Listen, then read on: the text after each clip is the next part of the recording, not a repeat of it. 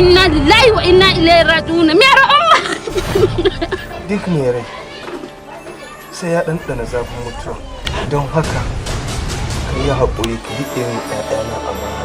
Sabuwar mahanga tare da sabuwar tafiya daga kamfanin da ke kawo muku sababbin fina-finan Kannywood wato Shiri Multimedia. A wannan karon ga su ɗauke da sabon shiri mai dogon zango mai suna Daga Rugana. Wallahi bai mutu ba, bata mutu ba. Wallahi tallahi. Da min kan midi mi doro ta fukiyon gurguna. Yanda gan me babbai inda bai kadai yaki. Mai ro kenan. Sabida ai mai rajo ne an abin gelfamare. Shirin Daga Rugana shiri ne mai ɗauke da darasi ke da rikita-rikita da cikumurɗa ke ciki. Ta yaya sun yi tunanin sun rasa shi, ashe shi ne ya rasa su. Daga Rugana. Da na sani ya ziyarci iyalan gidan sakamakon abin duniya. Dan bullo, Allah ina ne gidan su da. Amma lafiya? Kai, babu ruwanka. Wai Rabi, Na'am baba. wadda Allah babu dan wani abun kalaci ne a cikin gidan nan. Wallahi baba babu komai a cikin gidan nan. Ya saba. Ta yaya zaman aure zai kasance tsakanin nagari da mugu? Ya sha alwashin hallaka shi muddin ya ci gaba da shige mai hanci da kudin. Ashe ma mugu na son nagari? Daga Rugana. Duka amsar wannan tambayar za ku same shi ne a cikin shirin mu da dogon zango Daga Rugana. Kwana biyu ban ganin daɗe.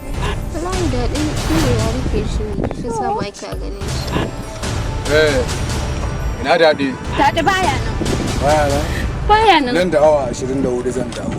In na dawo ban same sa ba. Kashe ki a minti biyu ba komai bane a gare ni.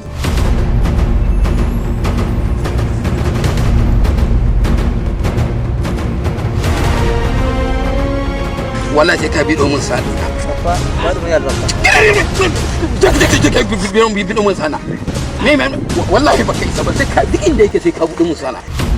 Jaruman shirin su ne Umar Muhammad D. Fulani, Hamza Muhammad, Maryam M. Arab, Ibrahim Usman, Ibrahim Yalawa, Suleiman Ibrahim, Abubakar Dan Misra, Jabir Dan Hausa, Labari Tsarawa, Hamza Muhammad, ɗaukar nauyi, Shiri Multimedia, shiryawa Shiri Multimedia. Ba da umarni Abubakar na tsohuwa. Shirin zai fara zuwa muku ne daga D Fulani TV da ke YouTube channel. Ku dai me ya rage? Ku danna mana subscribe, like da kuma alamar ƙararrawar sanarwa.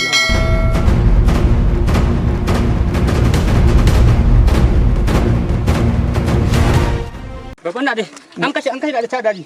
An kashe da ya mudu. An kashe da